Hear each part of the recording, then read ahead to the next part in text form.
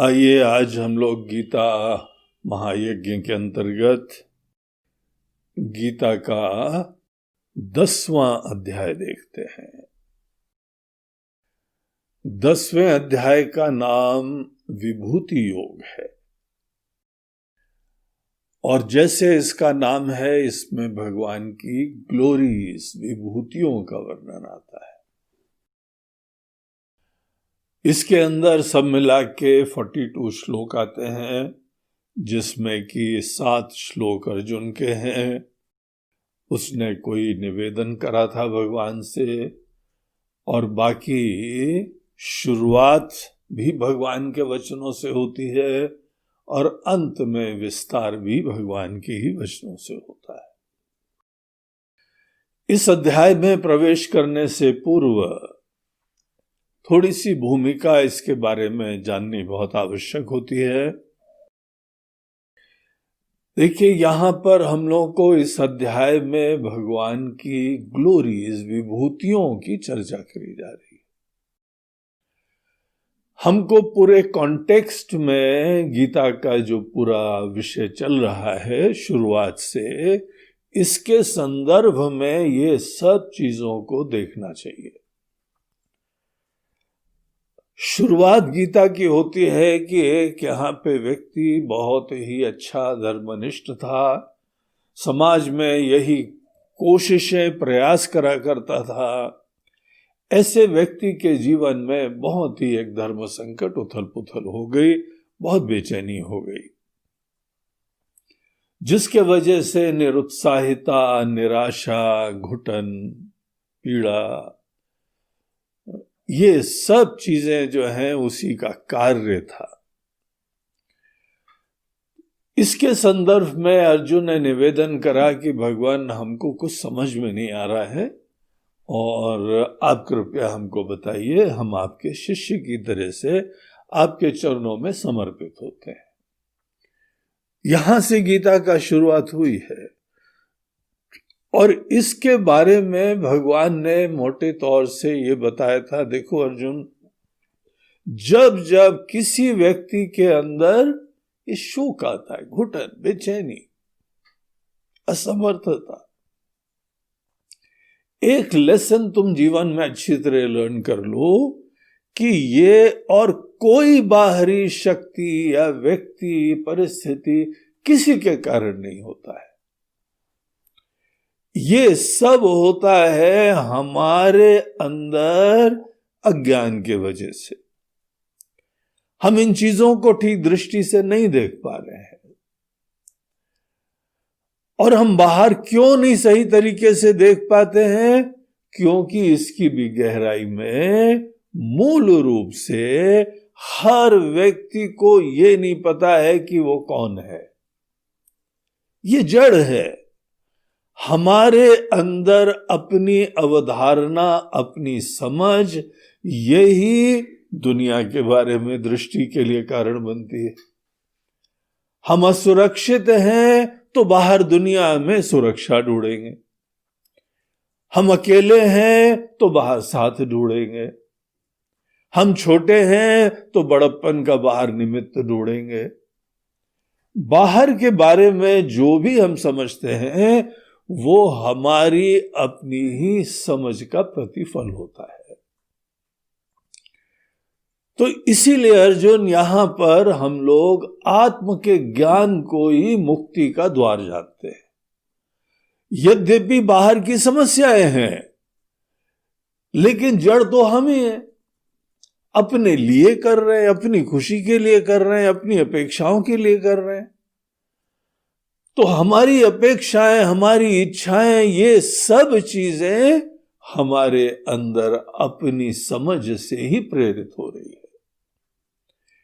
इसी दुनिया में जब कोई व्यक्ति अपने बारे में ठीक समझ रखता है तो वो अपने अंदर कृतार्थ होता है, संतुष्ट होता है, प्रसन्न होता है, स्वस्थ होता है। स्वस्थता कभी भी बाहर से नहीं प्राप्त होती है। हमारे अंदर कोई बीमारी हो, डॉक्टर के पास गए, उसने हमको मार्गदर्शन दिया, जो भी औषधि होती है, जो भी उपचार होता है, वो हमारे अंदर किसी कांटे को निकालने के लिए होता है।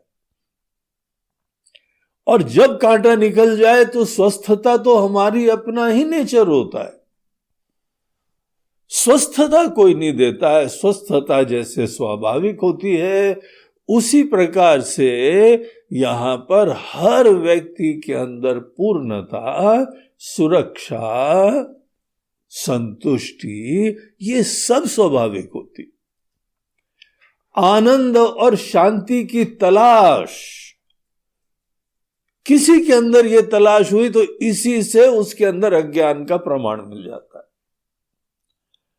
जैसे कोई व्यक्ति बेचैन हो तो वो बीमार हो गया, अपने अंदर घुटन हो, दर्द हो रहा है, हमारे दर्द, हमारी असुरक्षा ही हमारी बीमारी का जैसे प्रमाण है, वैसे ही हमारे अंदर कोई असुरक्षा, छोटापना, कमी, असंतुष्टि, यही हमारे अज्ञान का, आध्यात्मिक अज्ञान का ये लक्षण हुआ करता है। तो ये यहां पे पूरी गीता का आधार था।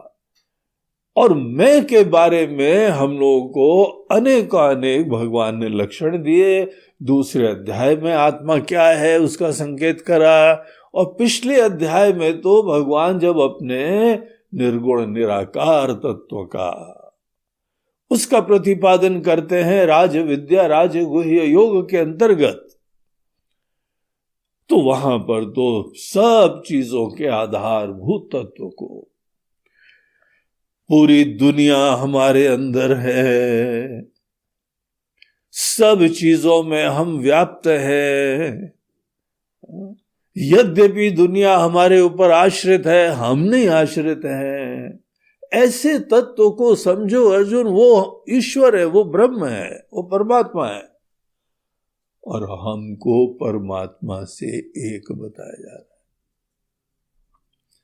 क्योंकि हम लोग, सब लोग परमात्मा से मूल रूप से एक होते हैं, इसीलिए एक लेवल पे हम आत्मचिंतन करते हैं, ध्यान करते हैं, आत्म के ज्ञान के लिए प्रार्थना करते हैं, और दूसरी तरफ से ईश्वर की भी वंदना करते हैं,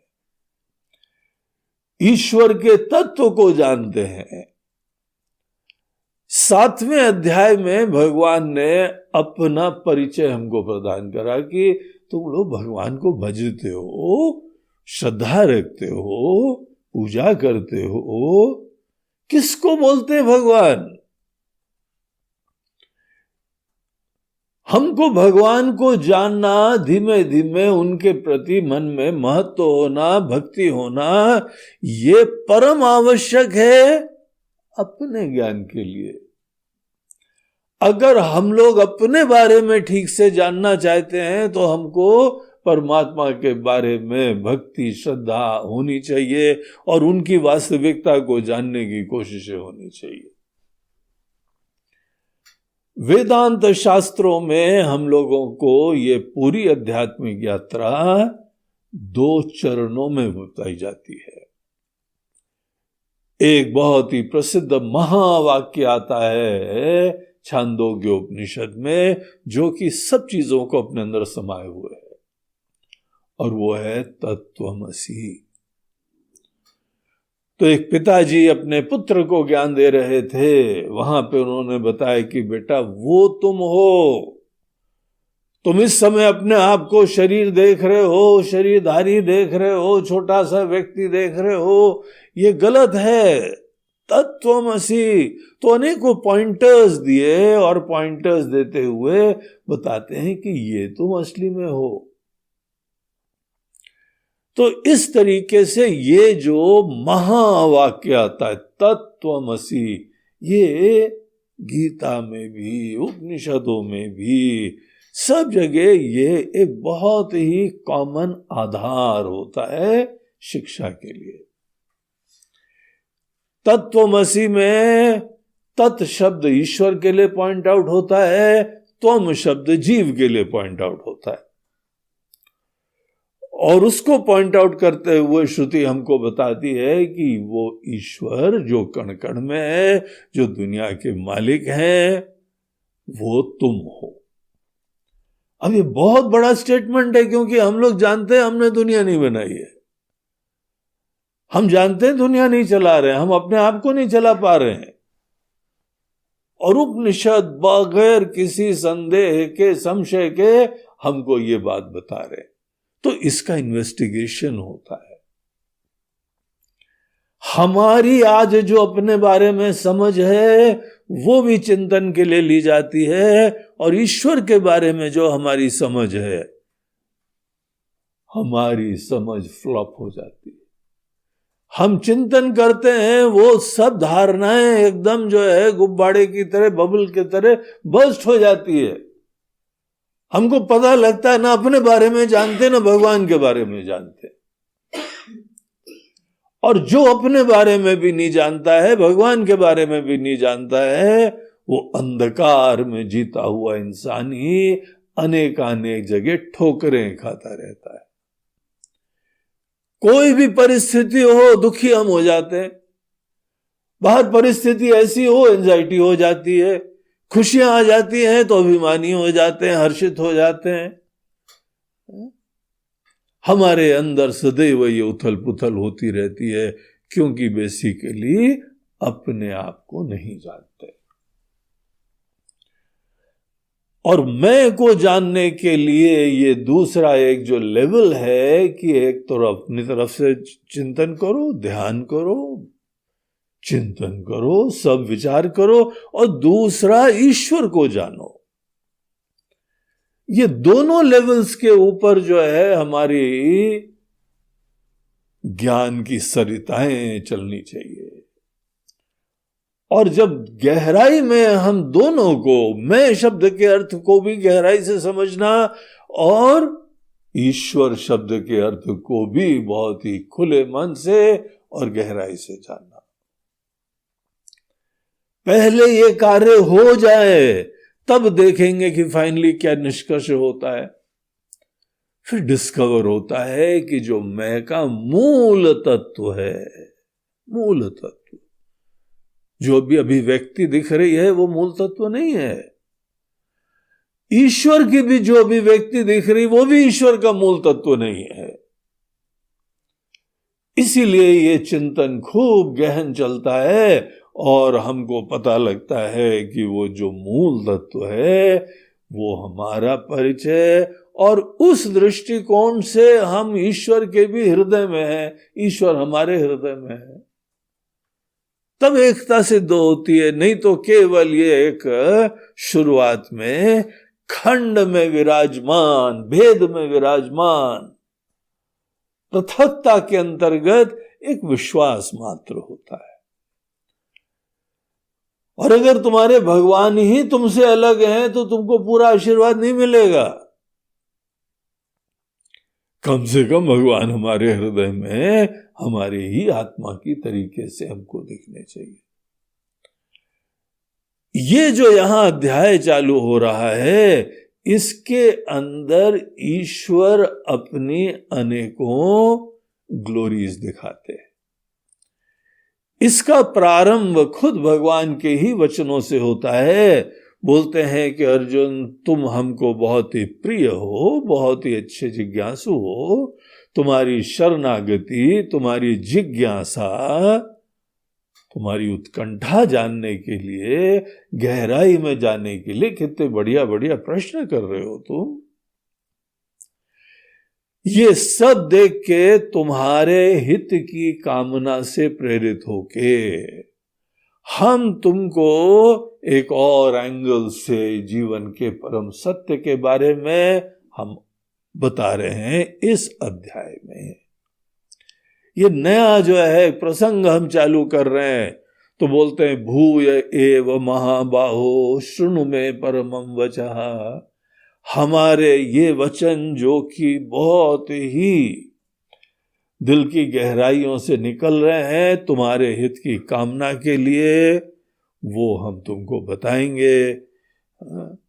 देखो अर्जुन, इसमें हम अपने बारे में तुमको बताएंगे। जो हमारी सच्चाई है वही तुम्हारी सच्चाई है,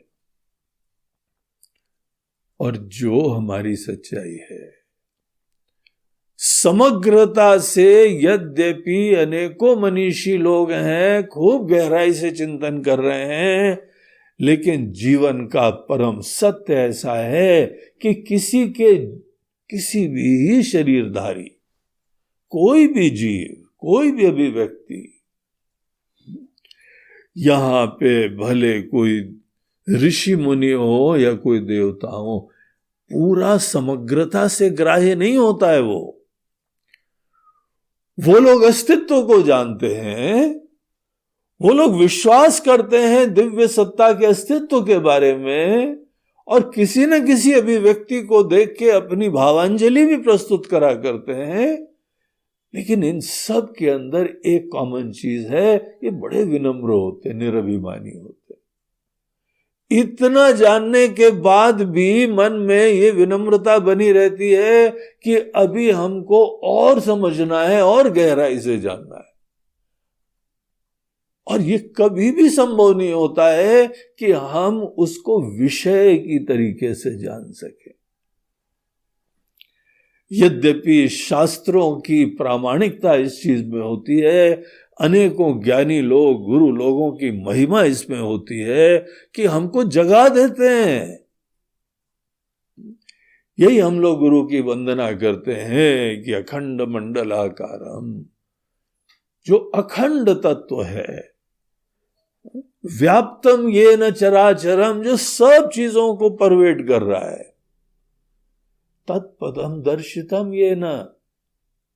हमारे गुरुदेव की, शास्त्र की महिमा यह है कि वो हमको रिवील हो जाता है, रिवील हो जाता है, तभी मनुष्य मुक्ति को प्राप्त करता है। इसीलिए गुरु की महिमा होती है। जिनका ज्ञान अभी जो है अधपका होता है, वो इसी चीज में अटक जाते हैं, ये तो जान ही नहीं सकते, ये तो समझ ही नहीं जा सकता। अरे जान नहीं सकते तो किसी महान लोगों की महानता के ऊपर क्यों तुम पानी फेर रहे हो? तुम्हारी असमर्थता को किसी और के ऊपर क्यों आरोपण कर रहे हो? फिर क्या महिमा है तुम्हारे जो है ऋषियों की, आचार्यों की, तुम्हारे अनेकों अवतार पुरुषों की? बता ही नहीं सकता है कोई। बता नहीं सकना क्या यही परम ज्ञान है? महिमा तो इस चीज में है कि कोई जगा सकता है। गुरु स्तोत्र में बोलते हैं तत्पदम दर्शितम येन। हे गुरुदेव, आपने जगा दिया। केनोपनिषद में एक प्रसंग आता है जहां पे किसी ऋषि ने जो है ज्ञान दिया, तो शिष्य पूछा कि हाँ बेटा समझ में आ गया, बताओ क्या समझ में आया। उसने जो बताया वो फिर से बुद्धि में कुछ ग्रहण कर रहा था, ऑब्जेक्टिफाई कर रहा था, विजुअलाइज कर रहा था। बोला नहीं, अभी नहीं समझ में आया, और चिंतन करो। फाइनली उसको कुछ बात समझ में आई, खूब चिंतन मनन से, तो फिर आया और फिर उसने जो वचन कहे, तब गुरुजी ने बोला हाँ अब तुमको बात समझ में आ गई। तो समझ में आती है लेकिन विषय की तरह से नहीं आती है। मैं के बारे में हमारी अनेकानेक धारणाएं शनै शनै खत्म होती हैं। मैं के बारे में हमारे नोशंस ड्रॉप होते हैं। हमारा जो आज का अस्तित्व ही खत्म हो जाता है। इस दिशा में जहां पे मैं के बारे में धारणाएं खत्म होती है, अस्मिता खत्म होती है, अभिमान खत्म होते हैं। आपने सोचा कि मैं के बारे में जैसे फूल खिलता है ना, एक एक पंखुड़ी उसकी गिरती चली जाती है। फिर फाइनली क्या होता है? मैं का ऐसा अनफोल्डमेंट, ये ही सबसे एडवेंचरस और अद्भुत सी चीज होती है। अगर आज तक हमने अपने बारे में जो धारणा बना रखी है, वही धारणा को हम आधार बना के चिंतन करेंगे तो कभी नहीं जान सकते।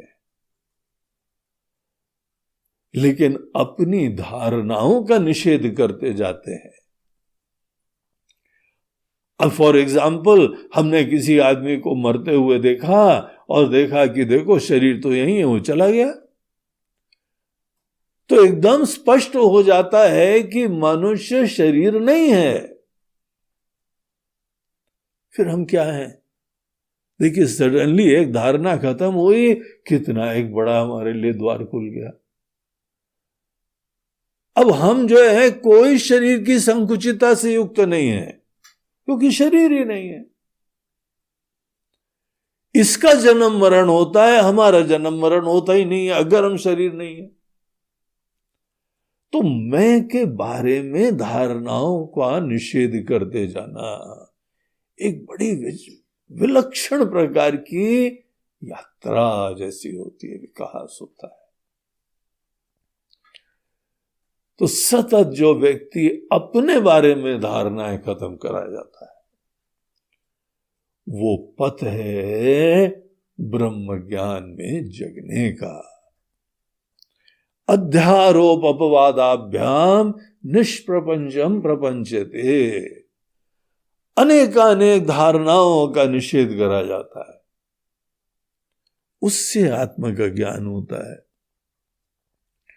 तो इसीलिए कोई भी ग्रहण नहीं करता। अगर आप धारणाओं में बांध देंगे भगवान ऐसे ही है, बोलते हैं फिर भैया तुम ही वंचित होगे। तुम ही जीवन में परमात्मा के ज्ञान से भी वंचित होगे, परमात्मा की ब्यूटी से भी वंचित होगे, परमात्मा के ज्ञान के आशीर्वाद से भी वंचित होगे, और सबसे बड़ी चीज है तुम बंधन में रहोगे, अंतहीन संसरण करते रहोगे, सीकिंग करते रहोगे। इसीलिए बड़े खुले मन से देखना चाहिए। तो यहां भगवान बोलते हैं न मे विदुसुर गणा प्रभवम न महर्षया। कोई भी हमको एज एन ऑब्जेक्ट नहीं जानता है। ये लोग ज्ञानी लोग भी हमको विषय की तरीके से नहीं जानते। धारणाएं, ग्राह्यता, विषयत्व, ये चीजें बाधित हो जाती हैं। अहम ही आदिर देवानाम महर्षि नाम च सर्वशा। हम तो इनके आदि में थे, पहले हम थे, फिर ये सब आए। अपना कारणभूत तत्व जानने के लिए अपने समस्त कार्य का अभिमान खत्म करना पड़ता है। कार्य अर्थात हमारा मैनिफेस्टेशन।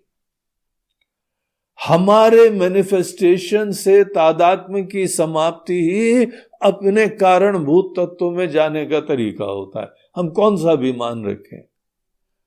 हमने अपना अस्तित्व बना लिया तो संकुचित हो गए। ये देखो, जो जो हम धारणाएं बनाते हैं वो किसी चीज के अभिमान से बनाते हैं, और जहां हमने किसी चीज का अभिमान उत्पन्न कर लिया हम संकुचित हो गए, अटक गए। तो ये जो ज्ञान है अर्जुन, इसमें मनुष्य जीवन में मुक्ति प्राप्त हो सकती है, ब्रह्म ज्ञान प्राप्त हो सकता है, जन्म मरण का चक्र समाप्त हो सकता है, लेकिन उस चीज के लिए बहुत सूक्ष्म विद्या होती है। और जिन लोगों ने भी प्राप्त करा है वो विनम्र हो जाते हैं, कभी भी किसी चीज से अभिमान नहीं रहता है। शनै शनै अभिमान की निवृत्ति, समाप्ति, उसको ड्रॉप करते जाना, ये तुम्हारे अंदर एक जागृति की प्रोसेस होती है। और इसको बड़े डेयरिंग लोग जो है वो एक्सप्लोर कर पाते हैं, क्योंकि तुम्हारा आज का अस्तित्व खत्म होना है। अगर आज का अस्तित्व खत्म नहीं होगा तो इससे पूर्व का अस्तित्व तो वो कल्पना ही नहीं होगी, या केवल कल्पना ही करते रहोगे, वो ज्ञान का विषय नहीं बनता है। इसीलिए ये लोग कोई नहीं जानते हैं जो हमको यो माम अजम अनादिम च वेत्ति लोक महेश्वरम। देखो, हमारे भगवान हैं जिनकी पूजा करते हो, मंदिर में जाते हो, तीर्थ में जाते हो, वहां भगवान बैठे हुए। क्या मतलब है भगवान का? किसको बोलते हो भगवान? ऑब्वियसली वो रूप को नहीं बोलते हैं, वो उस रूप में भगवान का आवाहन होता है, सामर्थ्य होता है, शक्ति होती है, ज्ञान होता है। किसको भगवान बोलते हैं?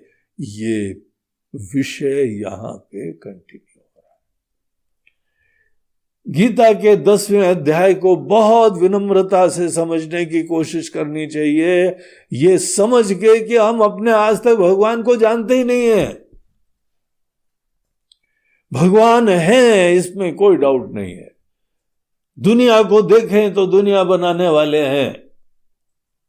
इतनी सुंदर अद्भुत दुनिया आप हैं, हम हैं। एक यहां पे जो है हमारे एक डॉक्टर साहब हैं, उनके पास जाते हैं तो वो आई स्पेशलिस्ट है। वो बोलते हैं कि स्वामी जी, ईश्वर ने जो जो चीजें बनाई हैं इतनी अद्भुत बनाई हैं, अकल्पनीय बनाई हैं कि इंसान आज अपने समस्त ज्ञान के उपरांत ऐसी चीज बना ही नहीं सकता। बड़ा चीप इमिटेशन होगा उसका। बोलते हैं जिस समय हम आप लोगों की आंख चेक करते हैं और रेटिना देखते हैं, हम तो आश्चर्यचकित होते हैं, क्या अद्भुत सी चीज बनाई है। और ये तो हमारा एक फील्ड है, इसीलिए हम इसको देखते हैं। हर अंग, हर वस्तु, हर सेल, हार्ट देखो, लिवर देखो, पेट देखो, किडनी देखो, स्प्लीन देखो, दांत देखो, जिह्वा देखो, हर चीज अमेजिंग है। क्या अद्भुत बनाई हुई है। तो इन सब कार्य को देख के बनाने वाला तो है ही कोई ना कोई। हम देखने के उपरांत भी नहीं बना पा रहे, तो ईश्वर को कैसे समझना चाहिए? वही बचपन से जो हम एक रूप समझते आए हैं, वो उनका जन्म हुआ, उनकी लीला हुई, तो जरा ग्रो अप मैन। हमको जगना चाहिए, विचार करना चाहिए। ये सब चीजें भगवान की लीला भी हुई थी, वो आए भी थे, अवतरित भी हुए थे, लेकिन भगवान कौन है? किसको परमात्मा बोलते हैं? भगवान राम और कृष्ण के अवतार से पूर्व भी भगवान थे, आज भी भगवान विराजमान है, दुनिया चला रहे हैं। आपके परिवार का विस्तार हो रहा है, इसमें भगवान की कृपा बरस रही है, पीछे वही खड़े हुए हैं। आपका जीवन चल रहा है, इन सब चीजों के पीछे ईश्वर खड़े हुए हैं पीछे। हमारी सांसें चल रही हैं, हमारा हृदय चल रहा है, इसमें हमारा क्या हस्तक्षेप है? पता ही नहीं क्या क्या चल रहा है हमारे अंदर। यही प्रमाण है ईश्वरीय सत्ता के अस्तित्व का। तो कैसे जानना है भगवान को? तो यहां भगवान अपना मोटे तौर से बोलते हैं कि जो भी हमको अजन्मा, अनादि, समस्त चीजों का महेश्वर, इन सब का संचालक, स्वामी, जो भी तुम दुनिया में देखो, उसके पीछे एक ऐसी सत्ता के बारे में निश्चय करो। वही व्यक्ति यहां पे ज्ञान से युक्त होता है। असम्मूढ़ समर्थ्येषु, ऐसा हमारे बारे में निश्चय तुमको अनेकों मोह से मुक्त कर देगा। तो हम लोग के वहां मंदिर है, श्रद्धा के स्थान है, लेकिन वहां पे ज्ञान नहीं है। जो हमको भगवान ने खुद अपने श्रीमुख से ज्ञान दिया है, वहां कोई ज्ञान देने वाला नहीं है। हम लोग केवल श्रद्धा भक्ति के ही पुष्प जगाते हैं अपने हृदय में, वो फूल खिलाते हैं। लेकिन अगर भगवान को नहीं जानते तो क्या उनकी महिमा का गुणगान गाएंगे? हमको तो संकोच होता है कई बार। हम बोल देते हैं कि भाई गोविंद जय जय, गोपाल जय जय, फिर मन में आता है कि हम क्या सही में जय करने योग्य हैं? हमको पता है क्या उनकी जय, कि केवल देखा देखी में जय करते रहते हैं? ये अंध अनुसरण कब तक चलता रहेगा? अज्ञान के अंदर रहते हुए कोई ना कोई चीज नासमझी से, श्रद्धा से चलाते रहेंगे, कब जगेंगे? ईश्वरीय सत्ता में कब जगेंगे हम? ये मैकेनिकल कार्य करते हुए केवल अपनी इनसिक्योरिटीज को भुनाते रहते हैं हम, अपनी ही वासनाएं, अपनी आकांक्षाओं की पूर्ति के चक्कर में वह भिन्न भिन्न अनुष्ठान करते रहते हैं। हम किस चक्कर में पड़े हुए हैं? ये हर व्यक्ति को सोचना चाहिए। हम सम्मूढ़ हैं, सम्यक मूढ़। बोलते अगर तुम हमको ऐसे जानोगे तब जाके असम्मूढ़त्व के पथ पे तुम चलोगे, मोह की निवृत्ति के पथ पे तुम चलोगे। यहां पे ये पूरी दुनिया और तुम्हारे अंदर अनेकानेक चीजें किसने बनाई हैं? क्या क्या चीजें, थोड़ी सी लिस्ट हमारे अंदर की चीजों की देते हैं। बुद्धि, ज्ञानम, असम्मोहः, क्षमा, सत्यम, दमः, क्षमा, सुखम दुखम, भवो भावो, भयम च अभयमेव च, अहिंसा, समता, तुष्टि, तपोदानम, यशो अयशा। देखो, जो हम लोग के मन के अंतर्गत के अनेकों ऐसे विचार हैं, भावनाएं हैं, प्रेरणाएं हैं, खुशी गम सब, विचारशीलता, समझ, ये सब हमको आशीर्वाद मिला है।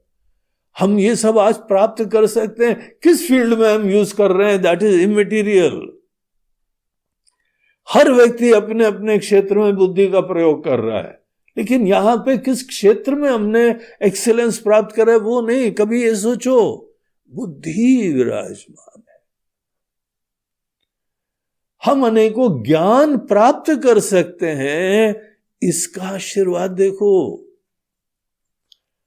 अनेकों मूल्य होते हैं। सच्चाई पे पथ पे चलने से क्या कल्याण होता है और झूठ के पथ पे चलने से क्या नुकसान होता है, ये दोनों विकल्प हैं और एक से कैसा आशीर्वाद मिलता है। ये पॉसिबिलिटीज, ये क्रिएशन, ये किसने क्रिएट करा है? जो जो चीजें देखो, ऑब्जेक्टिवली डिटैच होके देखो, ये आशीर्वाद देने वाले वो ही सृष्टा है, वही लोक महेश्वरम, पूरी दुनिया के वो महेश्वर है। इस प्रकार से देखो, भवन्ति भावा नाम, ये भवन्ति भावा भूतानाम, समस्त प्राणियों के अंदर जो ये सब चीजें हैं, ये सब अंदर भी और बाहर भी। मत्त एव पृथक विदा, सब हमारा क्रिएशन है, सब हमने प्रेजेंट करा हुआ है। तुम जानते हो भगवान को? अब भी तुम्हारे मन में ये नोशन है कि तुम जानते हो? तुमने रामायण पढ़ ली होगी, रामायण के अंदर भगवान की लीलाएं पढ़ ली होंगी, तो भी तुमको विनम्रता से पता लगेगा ये तो एक अभी व्यक्ति की कुछ कहानियां हमने जानी हुई हैं, जो कि जानना चाहिए, कल्याणकारी है, बहुत अच्छी चीजें हैं। लेकिन क्या हम जानते हैं ये सब? ईश्वरीय सत्ता को, जो कि राम जी की तरह आई, कृष्ण जी की तरह आई। कौन आया? कौन आया इन तरीके से? तो अभिव्यक्तियों को जानने से थोड़ा हमको आइडिया तो जरूर कारण का लगता है, लेकिन मूल रूप से उसकी विनम्रता बनाए रखो कि हमको क्या चीज यहां जाननी है। तो यहां पे बोलते हैं, देखो ये महर्षि लोग हैं, 4 मनु हैं, ये सब हमारे ही मन से उत्पन्न हुए हैं। इनको हमारे मानस पुत्र कहा जाता है। ये शाम लोक इमा प्रजा, ये ऐसी ग्लोरियस चीजें, अद्भुत चीजें, मन के अंतर्गत की चीजें, बाहर लौकिक धरातल पे चीजें, आधि दैविक धरातल पे चीजें, ये सब चीजें, ये सब हमारे ही अंदर से उत्पन्न होती। तो यहां पे हमारी देखो विभूति, देखो योग, देखो एताम विभूतिम योगम च मम यो वेत्ति तत्वतः, हमारे अनेकों विस्तार और हमारी अभिव्यक्तियां, हमारे जो जो मैनिफेस्टेशंस हैं, दुनिया भर के मैनिफेस्टेशन बाहर हो या हमारे अंदर हो। हम लोग एक चीज देखते हैं, उसका लाभ हानि चक्कर में पड़ जाते हैं, उस तादाद में करके फिर बहते जाते हैं। थोड़ा बहुत भगवान के बारे में सुना, महाराज जी कृपा करो, तो कैसी दीनता है मन के अंदर। बगैर अपनी दीनता को लाए हुए ना कथा सुन पाते हैं, ना भजन कर पाते हैं, ना पूजा कर पाते हैं, ना वंदना कर पाते। इतना हावी है, हमारी अनेकों अपेक्षाएं ऐसे बड़ी ग्रहण बन जाती हैं हमारे ज्ञान के लिए। इनको किनारे करो, ऑब्जेक्टिवली सब चीजों को देखो, ये कहां से आए। मद भावा मानसा जाता ये शाम लोक इमाफ प्रजा, ये पूरी प्रजा मद भावा सब हमसे उत्पन्न हुई है। क्योंकि जब बहुत बढ़िया चीज प्रस्तुत करी जाए ना, तो खाने में रम जाते हैं हम। किसने बनाया, कैसे बनाया, कितने लोग सोचते हैं। इस प्रकार से दुनिया को देखना चाहिए। ये सब यहां दो वर्ड यूज करते हैं, एताम विभूतिम योगम च, हमारी विभूति और हमारा योग। यहां योग वर्ड योग माया, ऐश्वर्य के लिए यूज करा जा रहा है।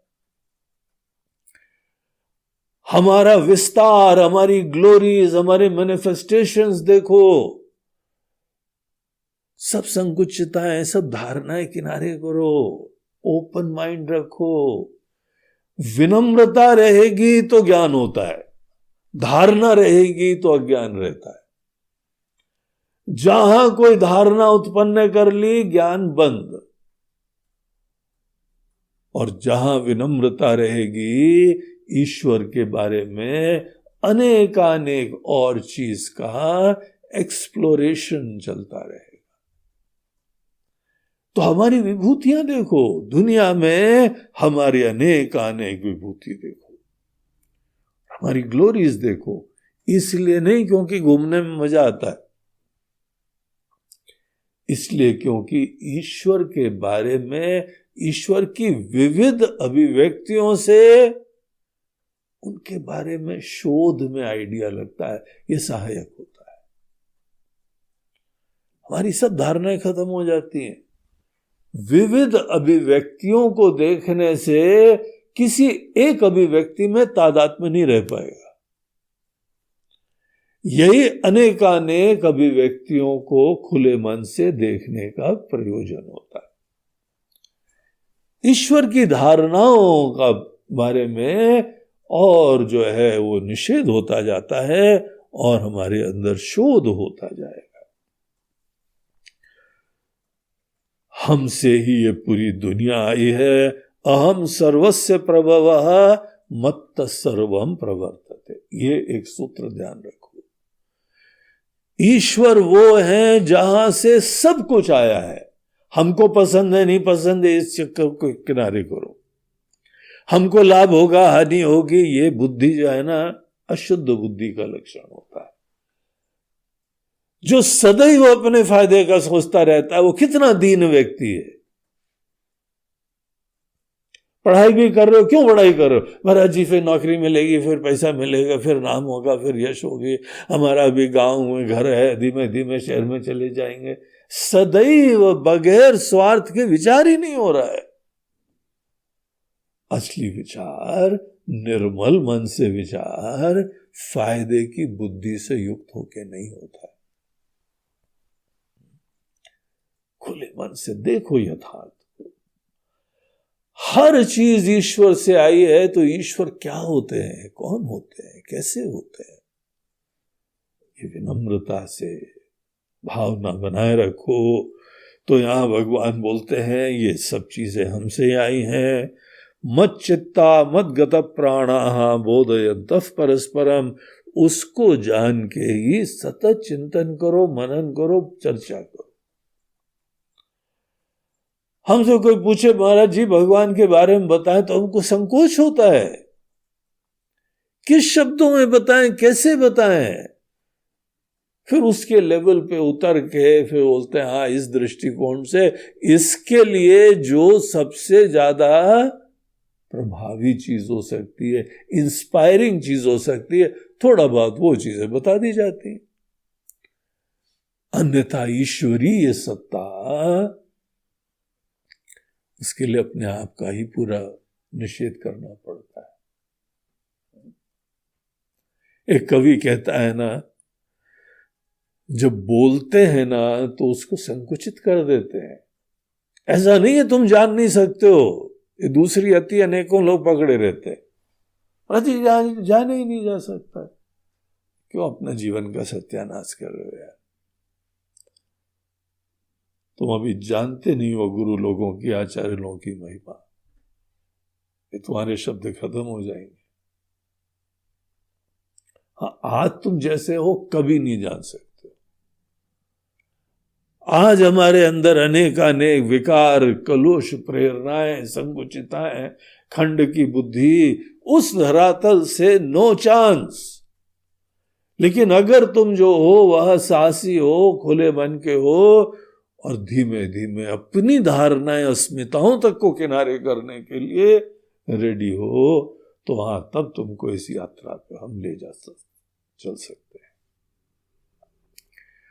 तो ये जो है इस प्रकार से ईश्वर को जान के विनम्रता से उनके बारे में सतत चर्चा करते हैं। तेषाम सतत युक्तानाम भजताम प्रीति पूर्वकम, उन लोगों को उस अनादि जन्मा सत्ता सर्वलोक महेश्वरम, उसको जानने के लिए जो सतत रमते रहते हैं, चिंतन करते हैं, सब धारणाओं को दूर करते हैं, ईश्वरीय सत्ता की तरफ ध्यान मोड़ते हैं।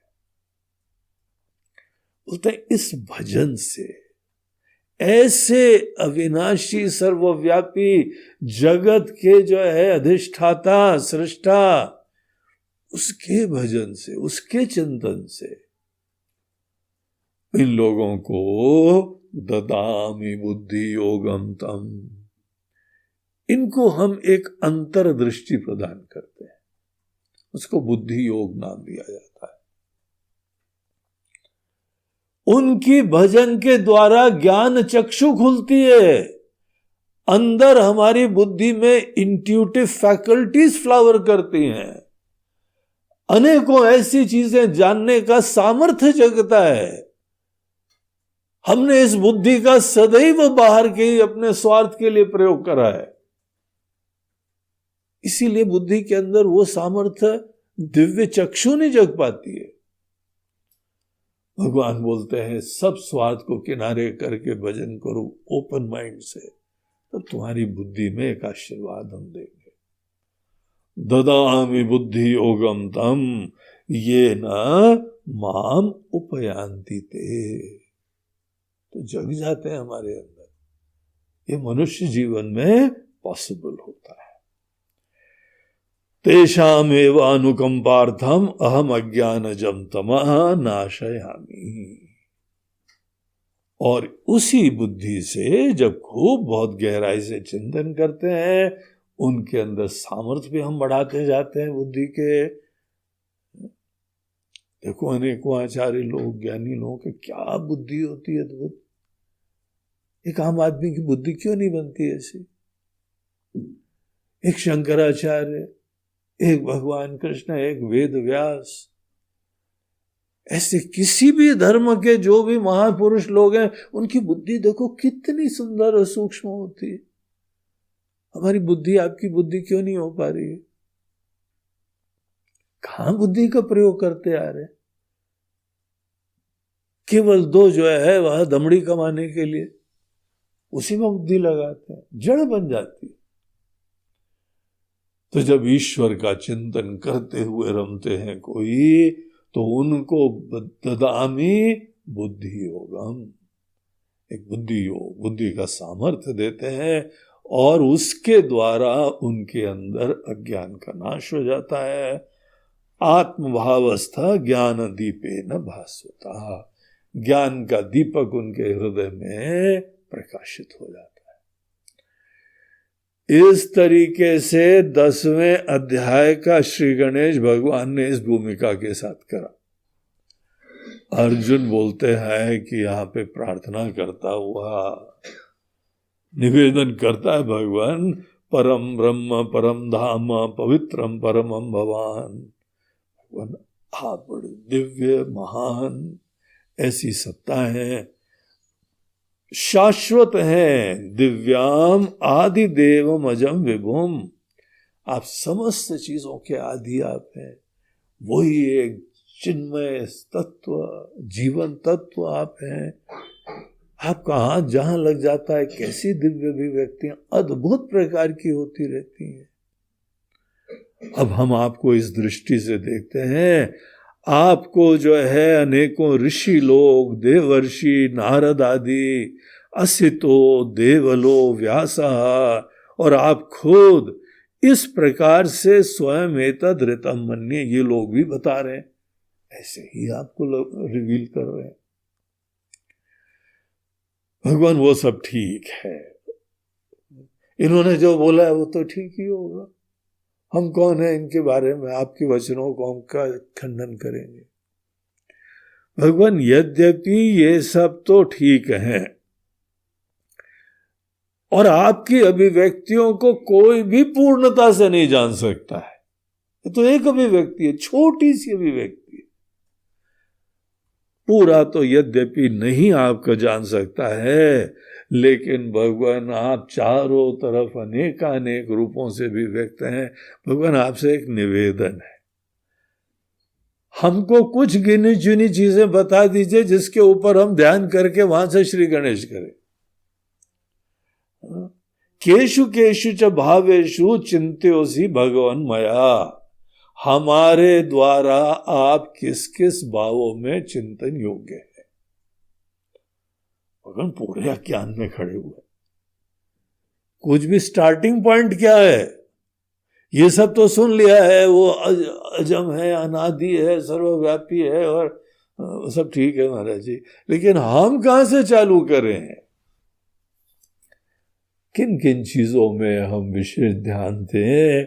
विस्तरेण आत्मनो योगम विभूतिम च जनार्दन, भगवान प्लीज उसके बारे में जरा विस्तार से बताइए, जरा प्रैक्टिकल लेवल पे आ जाए। अभी थ्योरिटिकल लेवल पे लग रहा है हम हैं, तो इसी को अपने जीवन में यथार्थ बनाने के लिए, प्रैक्टिकल प्रोपोजिशन बनाने के लिए हमको भगवान आप विस्तार से बता। भूल भाल गया जैसे कि दोनों सेनाओं के मध्य में खड़ा हुआ है और इतना मजा आ रहा है, इतना रोमांचकारी ज्ञान हो रहा है, बोलते ठीक है लड़ाई वड़ाई होती रहेगी, लेकिन हमको तो आप विस्तार से बताइए। विस्तरेण आत्मनो योगम विभूतिम च, अपनी ग्लोरीज बताइए, ऐश्वर्य बताइए, अपनी माया शक्ति से क्या क्या अभिव्यक्त करते हो बताइए। और ये नहीं बताया संक्षेप से, विस्तार से बताइए। ये दिखाता है कि उसकी श्रद्धा, उसकी बुद्धि के लेवल के हिसाब से जब बताओ ना तो ग्रहण होता है। भूयः कथय तृप्तिरी शृण्वतो नास्ति में अमृतम, हमको तृप्ति नहीं हो रही भगवान आपकी ग्लोरी सुन सुन के।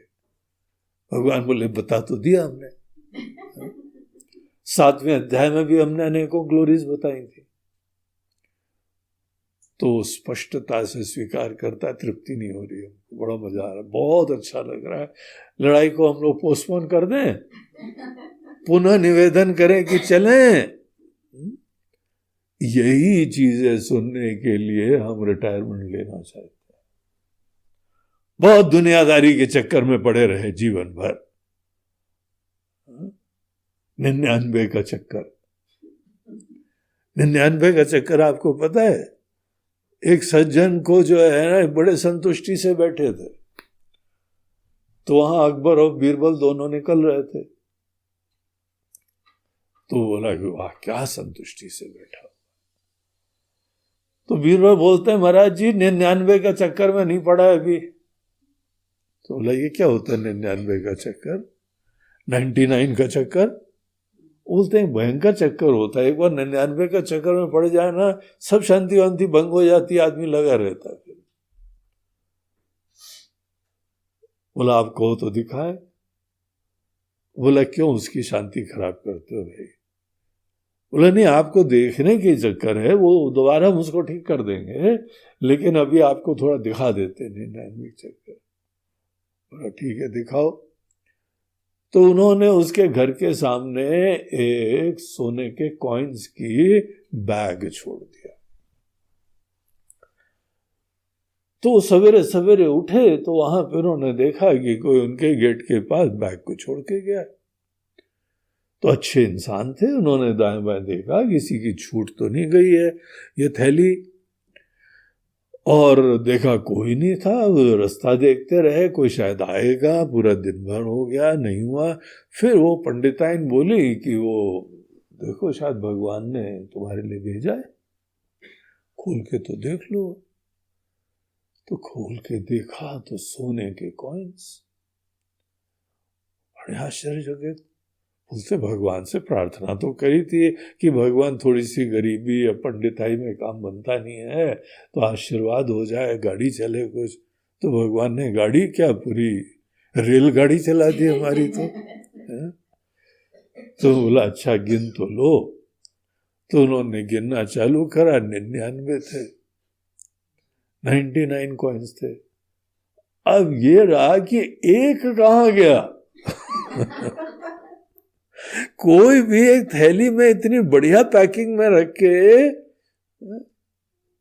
एक लॉजिकल गणना 100 की होगी, तो 99 है, ये क्या चक्कर है? तो बोला कोई बात नहीं, ऐसा करो, तुम्हारे पास थोड़ा इन्वेस्टमेंट आ चुका है, अब तुम उस इन्वेस्टमेंट के हिसाब से एक और जोड़ लो। अब एक तो भगवान ने कहा है मेहनत से जोड़ लो,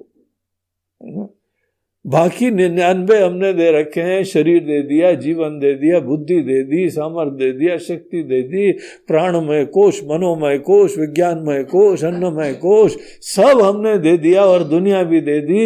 मेहनत करो, एक ही तो जमा करना है। तो पूरे जीवन में एक कॉइन, अब उनको पता था एक कॉइन सोना जमा करने के लिए पंडिताइन को एक अंगूठी लाने के लिए कितने नाक रगड़े थे, और एक कॉइन पूरा जमा करना है। पंडित जी को उत्साह हुआ, पंडिताइन ने भी चाबी भर दी और लग गए। उसके बाद 2-4 दिन बाद वो फिर से वहां से घर के सामने से निकले दोनों जने। उनके साथ षड्यंत्रकारी बीरबल भी थे। तो देखा हाईली बिजी। अब वो शांति से बैठने का प्रश्न नहीं, बोलते अभी शांति से कैसे बैठ सकते हैं? जब तक एक कॉइन के लिए हम कमाई नहीं कर लें तब तक वो शांति से बैठने का नाम निशान। बस लगे हुए इस तरीके से। प्राप्त करने के बाद भी संतुष्टि नहीं होती है। अब तुमने खाने पीने का जुगाड़ कर लिया, सर पे छत हो गई, गाड़ी हो गई, अब तो शांति से भगवान का भजन करो। महाराज जी अभी तो एंजॉयमेंट का टाइम है, अब तो थोड़ा घूमने फिरने का टाइम। पहले काम धंधे बिजी रहते थे, निकल ही नहीं पाए कभी।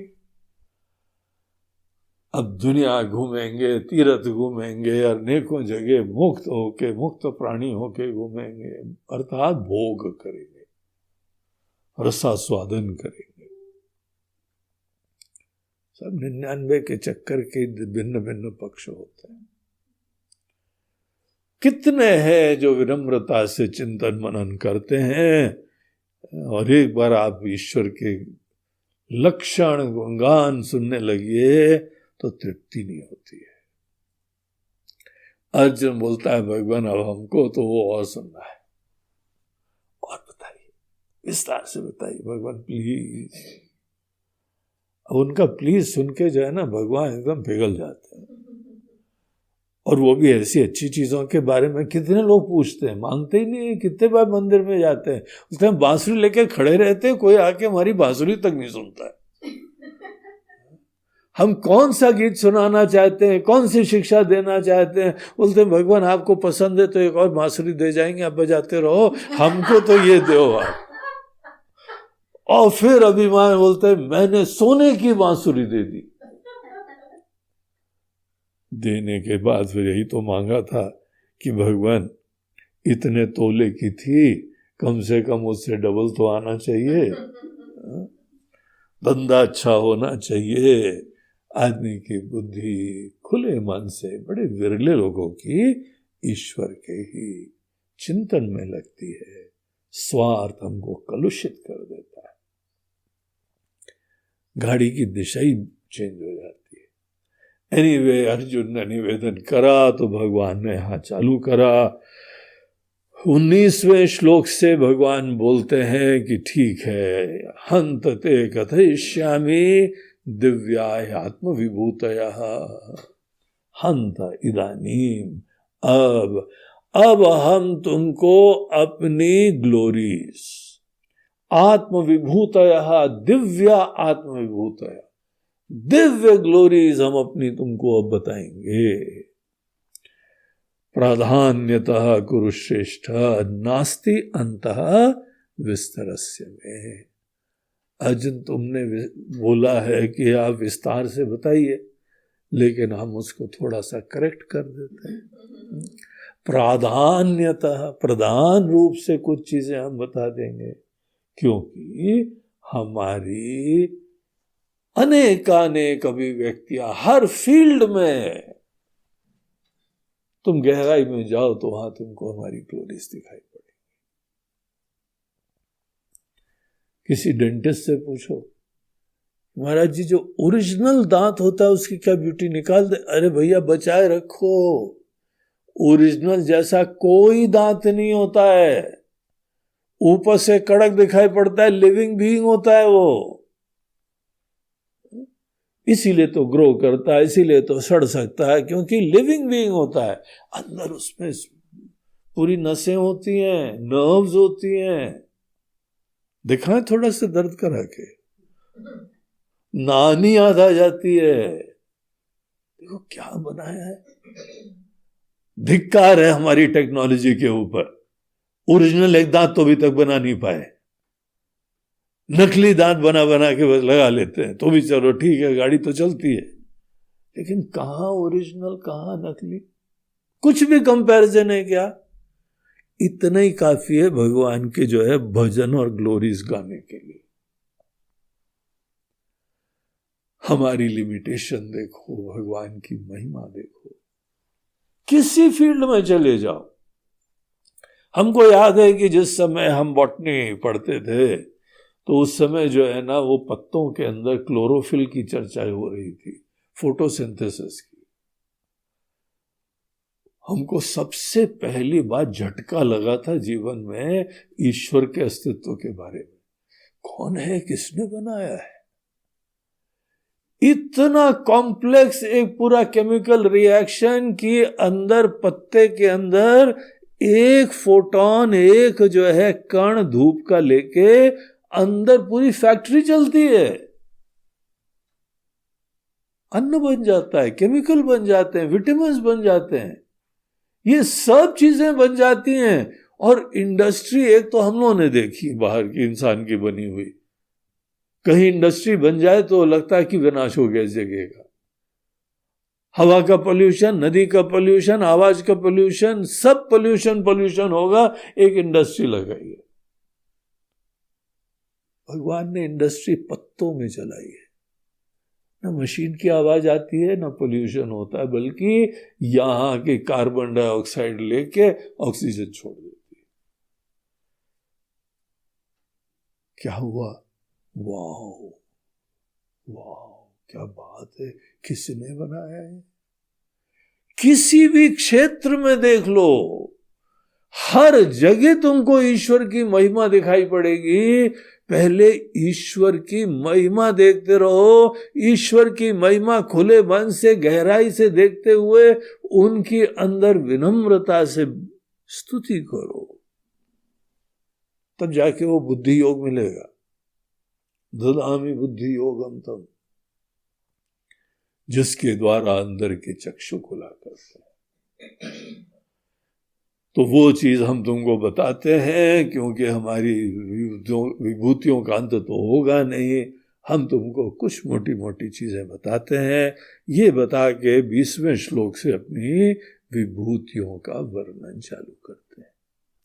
सबसे पहली विभूति बताते हुए कहते हैं, अहम आत्मा गुणाकेश सर्वभूताशय स्थिता। जो भी यहां पे प्राणी देखो, सबके अंदर जो उनके अंदर मैं होता है, जो आत्मा होती है। तुमने देखा कभी ध्यान से, सोचा कभी इसके बारे में? ग्लोरियस चीज होती है ये, अद्भुत चीज होती है। हर शरीर के अंदर जो मैं है, बचपन से लेके मैं बना रहता है। शरीर बढ़ता रहेगा, बुद्धि का वृद्धि होती जाएगी, ज्ञान की वृद्धि होगी, भावनाओं की, अनुभूतियों का विस्तार होता जाएगा। मैं सबके पीछे एक ज्योति, एक ज्वाला की तरीके से बना रहता है। और जब तक ये बना रहता है तब तक शरीर चलता है और तब तक प्रिय लगता है। और जिस दिन इसकी अभिव्यक्ति बंद हो जाती है, भार्या बिभ्यति तस्मिन् काये, पत्नी भी शरीर से डरती है। फिर शरीर का शीघ्र क्रियाक्रम करना पड़ता है, अन्यथा स्वतः जर्जर होने लगता है, सड़ने लगता है। जहां प्राण निकल गए उसके बाद शरीर की जर्जरता चालू हो जाती है, फ्रिटर होने लगते हैं सब एलिमेंट्स। और जब तक मैं रहता है तब तक सब टिका रहता है, चलता है, फिरता है, बोलता है, सोचता है। देखो तो मैं की महिमा, हर जीव के अंदर, हर प्राणी के अंदर हम उसकी आत्मा की तरीके से विराजमान है। वही उसकी ब्यूटी होती है। हर प्राणियों में उसकी आत्मा की तरह से क्या ग्लोरियस चीज विराजमान है, दिव्य चीज विराजमान है। जल्दी डिफाइन मत करो, डेफिनेशन किसी को डिफाइल कर देती है, संकुचित कर देती है। हमारी प्रवृत्ति तो यही रहती है उसको जल्दी से डिफाइन कर दें। लेकिन विनम्र लोग खोजते हैं और गहराई में। ये तो एक अभिव्यक्ति है और उसके बारे में स्टडी अवश्य होनी चाहिए, विविध डायमेंशन उसके बारे में जानने चाहिए। लेकिन हमको तो अभी ये यात्रा की शुरुआत है, अभी व्यक्ति से अधिष्ठान तक की हमको यात्रा करनी है। अभी व्यक्ति को ही अभी तक नहीं देखा जीवन भर। हमारी तो बहुत लंबी यात्रा है। हमको न अभिमान की गुंजाइश है, नहीं विराम की गुंजाइश है, न विश्राम की संभावना है। इतनी एक्साइटिंग चीज है, अद्भुत चीज है, इतना निकट है। तो इस प्रकार से विभूतियों को देखो और हर विभूति से फिर गहराई में जाने की कोशिश करने का है। हम ही समस्त चीजों के आदि हैं, मध्य हैं और अंत हैं।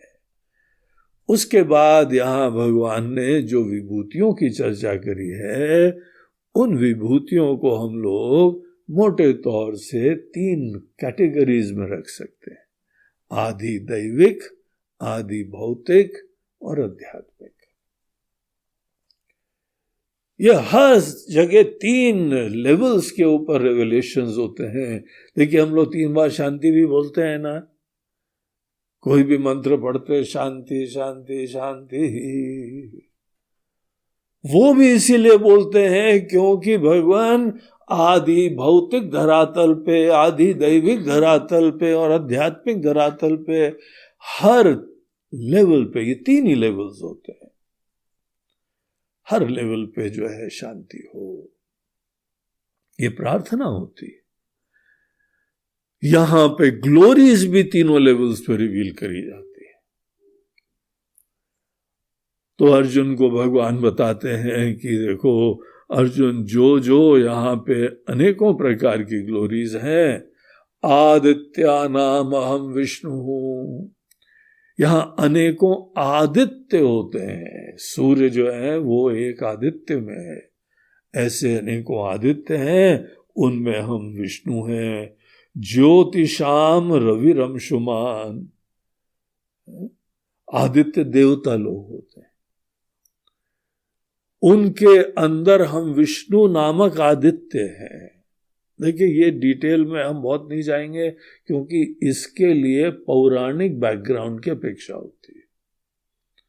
अर्जुन को अपने समय में समस्त आदित्य, समस्त जो है वह मरुत, अनेकों नक्षत्र, ये सब उन दिनों लोगों को परिचय था, तो एक कम्युनिकेशन हो जाता है। तो यहाँ पे कितने प्रकार के आदित्य आपको डिटेल है ना, किसी भी टीका में आप गीता की देख लीजिए, यहाँ पे वो हम लोग का ऑब्जेक्टिव डिफरेंट है। ज्योतियों में हम रवि हैं, अनेकों प्रकाशवान चीजों में ये सूर्य देवता हमारी ग्लोरी है। इसीलिए हम लोग सूर्य देवता की वंदना करते हैं, अर्घ्य देते हैं, गायत्री से उसी की प्रार्थना करते हैं, क्योंकि ग्लोरियस मैनिफेस्टेशन है। ऐसा ग्लोरियस है कि आग भी नहीं मिला सकते, कभी देखना भी मत।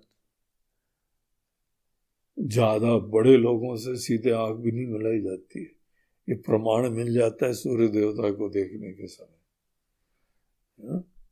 आंखें नीचे करके विनम्रता से आशीर्वाद मिला करता है। एनीवे, ये तो हम एक अलग बात बताने लगे, लेकिन ये बहुत ही ग्लोरियस अभिव्यक्ति है। मरीचिर मरुताम अस्मि नक्षत्राणाम अहम शशि, अनेकों नक्षत्र हैं।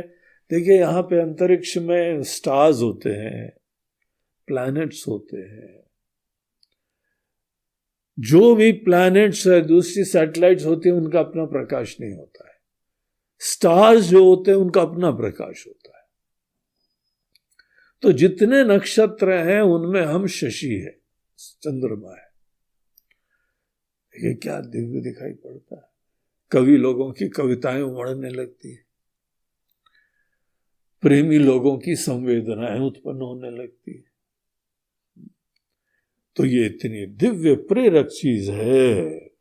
ये सब जो है यहाँ पर जब देखो तो इसकी भी सुंदरता देखो, लेकिन ये मत भूलो कि ये सूर्य और ये चंद्रमा, ये सब लोगों के हृदय में अभिव्यक्त होती हुई आत्मा में, इस सब चीजों के भगवान ही क्रिएटर है। हमारे जो ईश्वर हैं उन्होंने ही ये बनाया हुआ है। ईश्वर को सदैव सृष्टा की तरीके से देखो। वेदों के अंदर समस्त वेद बहुत ही महान है, ज्ञान की राशि है, लेकिन इनमें हमारी विभूति सामवेद है। गीत ही प्रधान है, उसको बहुत बढ़िया गाया जा सकता है। सामवेद गीत प्रधान होता है। बाकी को पढ़ते हैं, लेकिन इसकी तो बात ही और है, सुनने का ही बड़ा मजा आता है। रोमांच जिसके दर्शन मात्र से होने लगता है। देवानाम अस्मि वासवः, समस्त देवों में हम वासवः। इंद्रियाणाम मनश्चास्मि, तुम्हारी जितनी इंद्रियां हैं सब कितनी दिव्य होती, ये डोर्स होते हैं एक्सपीरियंसेस के लिए। अपने आप में इंद्रियां ही बड़ी दिव्य होती। और अगर हमसे कोई पूछे कि समस्त इंद्रियों में ग्लोरियस चीज सबसे कौन सी है, तो ऑब्वियसली मन। मन ना हो तो इंद्रियों का सामर्थ्य नहीं होता है। अटेंशन ना हो हमारी आंख के पीछे, कान के पीछे, तो इंद्रियों का जो है प्रयोजन ही खत्म हो जाता है। इसको हमारी ग्लोरी देखो। इंद्रियों में भूतानाम अस्मि चेतना, समस्त भौतिक पदार्थों को देखो, उसमें हम लाइफ प्रिंसिपल है। रुद्राणाम शंकरश्चास्मि वित्तेशो यक्ष रक्षसाम, ये इस तरीके से पूरी यहाँ पे भगवान लिस्ट देते हैं। जो लिस्ट जो है वह कोई भी आप देख सकते हैं, उसमें हमको कोई बहुत डिटेल में जाने की बात नहीं है। और आगे अर्जुन को बताते हैं, अर्जुन समस्त पांडवों में धनंजय तुम ही हमारी विभूति हो, बड़ी ग्लोरियस चीज हो। और अपनी अभिव्यक्ति के बारे में भी बताते हैं, वृष्णि नाम वासुदेवोस्मि। तो अनेकों वृष्णि कुल के अंदर ये जो वासुदेव की तरीके से अभिव्यक्ति हुई है ना, वो भी बहुत ही ग्लोरियस चीज है, दिव्य चीज।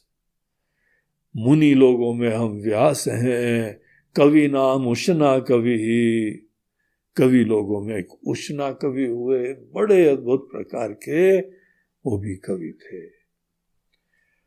तो ये सब पूरी बात बताते हुए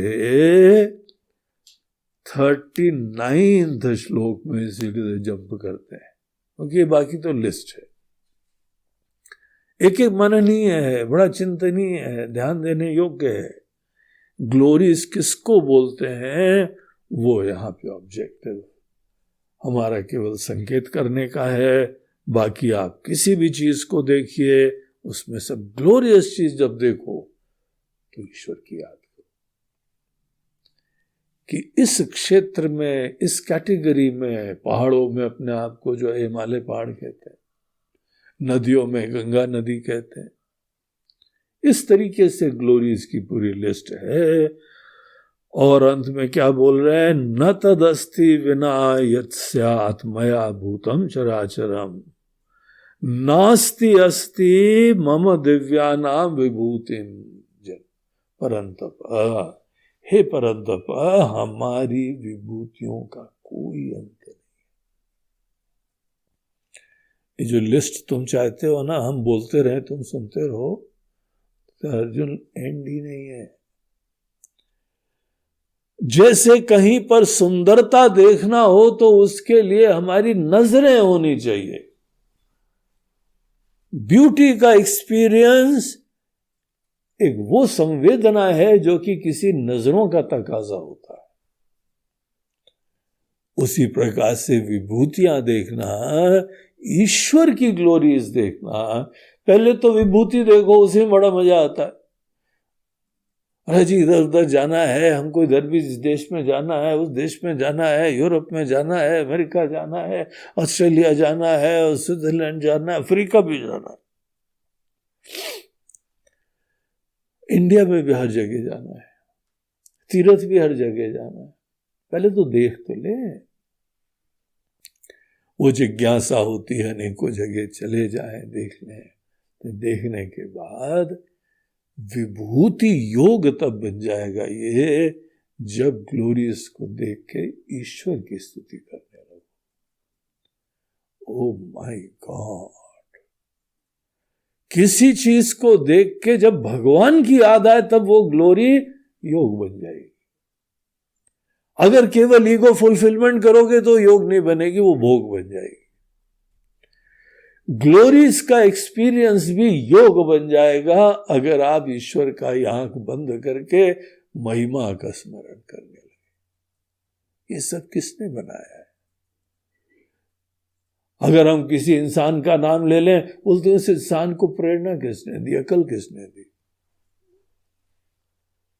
तो अंततः ईश्वर का गुणगान गाओ और जितने भी निमित्त हैं उनकी भी स्तुति करो, वो आदरणीय है।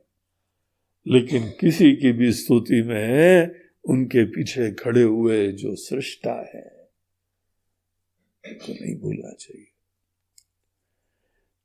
जब आप किसी चीज को देखिए तो उससे आपको भगवान की याद आए तो वो देखना भी साधना बनाती है।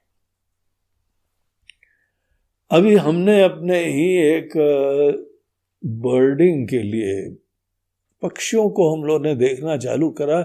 इतने विविध, इतने सुंदर, इतने अद्भुत प्रकार के, और अनेकों लोग देखते थे, बस उसको हमने भी देख लिया, ये भी देख लिया, मैंने वो भी देखा। हमने एक ग्रुप चालू करा, एक भिन्न दृष्टि दी, बोला जो भी देखो उसका नाम ही एवियन विभूति। तुम जब भी कोई सुंदर चीज देखो, क्या तुमको भगवान की याद आती है? उस ग्रुप में ऐसी सेलेक्ट कर करके हम फोटो डालते हैं पक्षियों की कि आदमी एकदम हठात बोल बैठे, ओ भगवान, हे प्रभु, ओ माय गॉड। अगर ये बोलने लगो तो जाके इसको देखना भी विभूति योग हो गया। मन को मोड़ना पड़ता है। ऐसी चीजें यहां भगवान हमको बताते हैं। यद यद विभूति मत सत्वम यद श्रीमद ऊर्जितमेव च। जो भी ग्लोरियस चीज किसी लेवल पे भी देखो, बस ये ध्यान रखो, तदेव अवगच्छत्वम मम तेजोंश संभवम। हमारा एक तेज के अंश का, तेजस्विता, डिविनिटी, ग्लोरियस चीज के हमारे अंश का ये छोटा सा मैनिफेस्टेशन है। ये ग्लोरी एक निमित्त बन जाए तुमको ईश्वर की महिमा का स्मरण करने के। अथवा बहुनेतेन किम ज्ञातेन तव अर्जुन विष्टभ्याहमिदं कृत्स्नम् एकांशेन स्थितो जगत। अर्जुन, ये लिस्ट तुम देख देख के क्या करोगे? ये समझ लो कि ये पूरी ग्लोरीज हम एक छोटे से अंश पे धारण करे हुए हैं। हम ये सब ग्लोरीज धारण करे हुए हैं, ये हमारा बहुत छोटा सा अंश है। हाँ, अगर ये ग्लोरीज निमित्त बन जाती हैं तुम्हारे मन को हमारी तरफ अभिमुख करने के लिए, तो ये तुम्हारे लिए सहायता हो जाएगी। अन्यथा कोई एंड नहीं है इन चीजों का। एक जीवन क्या, सैकड़ों जीवन तुम्हारे मिल जाए तो भी अंत नहीं होगा। बुद्धिमान बनो, मूल तत्व की तरफ जाओ। वो खजाना असली जो है जड़ में विराजमान है। इस तरीके से 10वें अध्याय में दुनिया की अनेकानेक ग्लोरीज की तरफ हमारा ध्यान मोड़ते हुए इसको एक साधना बना देते हैं। क्या डायनेमिक, क्या सुंदर साधना है। विभूति योग की साधना बहुत ही अनुकूल होती है। दुनिया को देखो, और दुनिया को देखने के चक्कर में घर से निकलोगे, घर से निकलोगे तो माया मोह, तुम्हारा अभिमान खत्म होगा और तुमको दुनिया दिखाई पड़ेगी, लोग दिखाई पड़ेंगे, उनकी संस्कृति दिखाई पड़ेगी, उनके विचार दिखाई पड़ेंगे, और शरीर को भी तुम्हारा हृष्ट पुष्ट होना पड़ेगा। यात्रा में शरीर को बड़ा हृष्ट पुष्ट होना पड़ता है, तपस्वी होना पड़ता है, हर प्रकार की परिस्थिति मिलती है। अब ये थोड़ी हर जगह तुम 5 स्टार होटल बुक करो, अन्यथा तुम कभी जंगल तो जा ही नहीं सकोगे।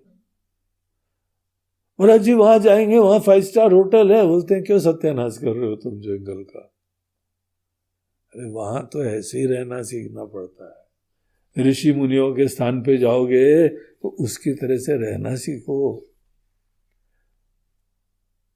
विभूति योग के लिए भोगी नहीं, योगी बन के निकलना पड़ता है, तपस्वी बन के निकलना पड़ता है, निर्मोही बन के निकलना पड़ता है, विनम्र बन के निकलना पड़ता है, बहुत संवेदनशील होकर निकलना पड़ता है, हाईली सेंसिटिव और ब्यूटी के ऊपर ही नजर होनी पड़ती है। अनेकों दोष भी आएंगे, प्रॉब्लम भी आएंगे, कांटे भी आएंगे। हर चीज के अंदर ब्यूटी के ऊपर नजरें रखो और गहराई में परम तत्व तक की यात्रा करो। क्या अध्याय है देखिए, अद्भुत प्रकार का यहां तरीका बताया हुआ। तो ये था गीता का विभूति योग नामक 10वां अध्याय। अब कल हम लोग एक और अद्भुत से अध्याय में प्रवेश करेंगे, जहां पे विश्व रूप का भगवान दर्शन करवाते हैं। वो भी एक विलक्षण प्रकार का अध्याय है। तो वो हम लोग का कल का विषय। हरि ओम तत्सत। आज के हमारे जो प्रवचन हैं उसके प्रायोजक 2 लोग हैं, दोनों विदेश में हैं। एक गीता और जेकब चैंडी, ये दुबई के हैं, बड़े सत्संगी हैं, बहुत अध्यात्म प्रेमी हैं, सतत वहां दुबई में रह के सत्संग में जाते। वो भी वेदांत में ऐसी निष्ठा है कि वेदांत में ही रमते रहते हैं दोनों जगह। वो हमारे आज एक स्पॉन्सर है। दूसरे हैं जया और हेमंत हरियाणी। ये दोनों अभी यूएस में हैं और बड़े श्रद्धालु हैं, सेवा करते रहते हैं सतत। इनका पहले मिलना हमारा यूके में हुआ था और अभी उनकी कंपनी ने उनको यूएस भेज दिया है। वहाँ टेक्सास के अंदर रहते हैं, लेकिन दिल है हिंदुस्तानी। तो पूरी श्रद्धा भक्ति उनकी है और इसी से प्रमाण मिलता है कि यह गीता के कार्यक्रम में वो सहयोग कर रहे हैं, योगदान कर रहे हैं। साथ साथ पूरे अंतरिक्ष के बारे में भी उसको बहुत ज्ञान है। हम लोग के आश्रम के लोगों को भी ऑनलाइन सेशन करने वाले हैं कि आपको भी अंतरिक्ष की दुनिया का थोड़ा सा परिचय करें। महाराज जी, बाहर तो विभूतियां हैं, जरा ऊपर भी नजरें डालो। आपको बाहर की विभूतियों का भी थोड़ा बहुत हम परिचय करा रहे हैं। तो स्पेशली ऑनलाइन प्रोग्राम हमारे लिए डिजाइन कर रहा है कि हम पूरी दुनिया के बारे में परिचय प्राप्त करें। तो बड़े संवेदनशील और बहुत ही निष्ठावान व्यक्ति है। उन दोनों को भी बहुत बहुत शुभकामनाएं और आशीर्वाद।